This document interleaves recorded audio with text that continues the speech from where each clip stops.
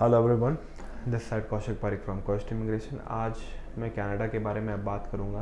तो जो भी बच्चे ये वीडियो देख रहे हैं ज़्यादा से ज़्यादा शेयर करें और हमारे यूट्यूब चैनल को सब्सक्राइब करना ना भूलें ऐसे लेटेस्ट अपडेट के लिए।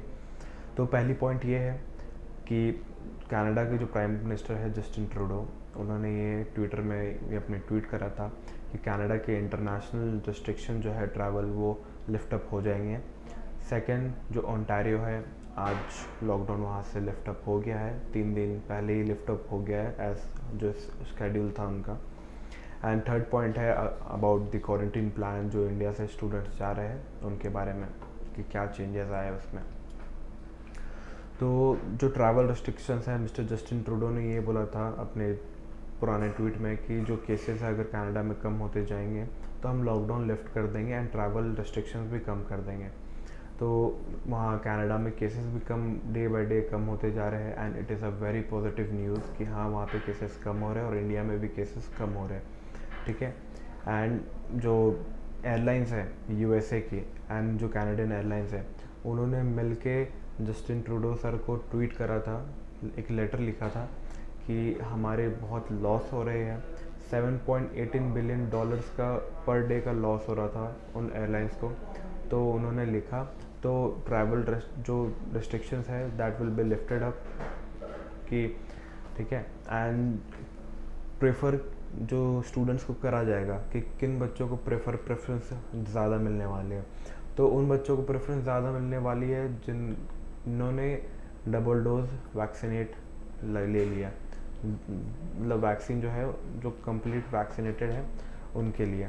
ठीक है। एंड उसके बाद मैं आता हूँ कि जो ओंटारियो है वो उनका जो लॉकडाउन है वो लिफ्ट अप हो चुका है। ठीक है। तो ओंटारियो की जो गवर्नमेंट है उन्होंने ये बोला था, उन्होंने भी ये ट्वीट करा था कि जो पेंडेमिक हेल्थ है in directions that improved and vaccine update is high enough to begin lifting up some restrictions ahead of schedule with a new reopening phase to begin on Friday, जो कि आज है। ठीक है। उन्होंने ये बोला एक 3 दिन पहले ये ट्वीट पे कि फ्राइडे को रिस्ट्रिक्शंस लिफ्ट अप हो जाएंगे जस्ट बिकॉज जो हेल्थ है वहाँ पे सबकी रिकवर हो रही है एंड जो रिकवरी है एंड कोविड केसेस कम होते जा रहे हैं, रिकवरी वेरी फास्ट है। ठीक है। तो जो पहला फर्स्ट स्टेप है जो इंक्लूड करता है आउटडोर फिटनेस को, जो जैसे कि बाहर आप जाओ टहलो, जिम एंड ऑल, तो ये सब खुल रहे हैं। ठीक है। तो ये एक बहुत ही पॉजिटिव न्यूज़ है। रिलीजियस जितने टेम्पल्स हैं, चर्च है, गुरुद्वारास हैं वहाँ पे, तो वो भी लिफ्ट अप हो रहे हैं, वहाँ पे भी लॉकडाउन। ठीक है। एंड जो गैदरिंग है अप टू 10 पीपल अलाउड हो चुके हैं वहाँ पे।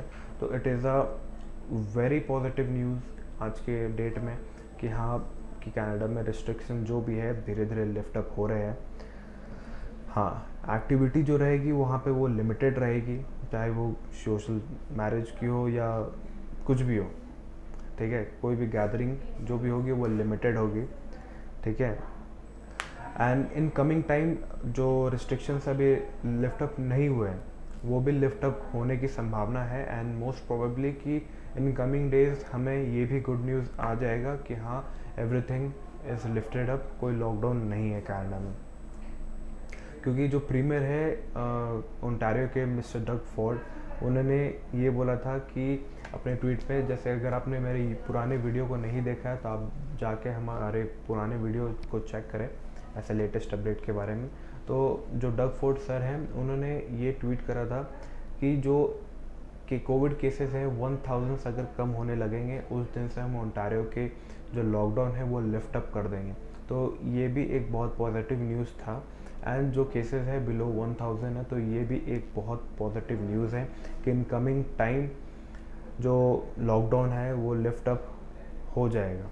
ठीक है।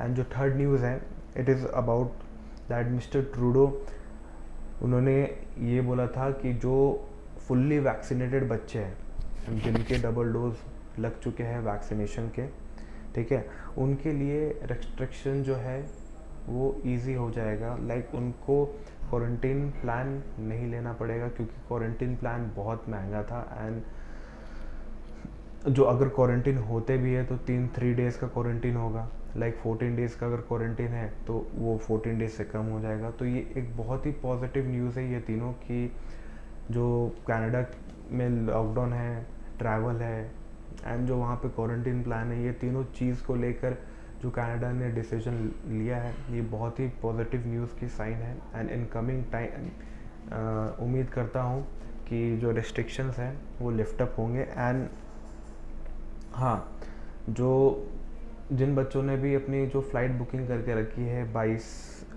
जुलाई, ठीक है, and sorry sorry sorry sorry हाँ, मैं ये बताना भूल गया कि एंड लेटर लिखा था, जो लेटर उन्होंने लिखा था, लेटर में ये था कि जो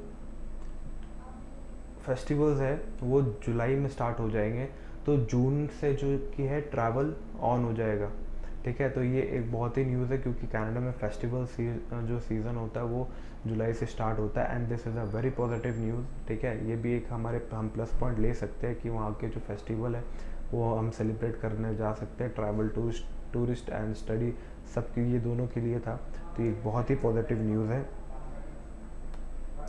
एंड 22 तारीख मतलब 22 जिन्होंने अपनी फ़्लाइट बुक करी है तो वो फ़्लाइट रीशेड्यूल नहीं हुई है, तो ये भी एक बहुत ही पॉजिटिव न्यूज़ के संकेत दे रहा है कि उनकी फ़्लाइट रीशेड्यूल नहीं हुई है। तो 22 को जिन्होंने भी अपनी फ़्लाइट बुकिंग करके रखी है तो मोस्ट प्रोबेबली वो फ्लाई करने वाले हैं।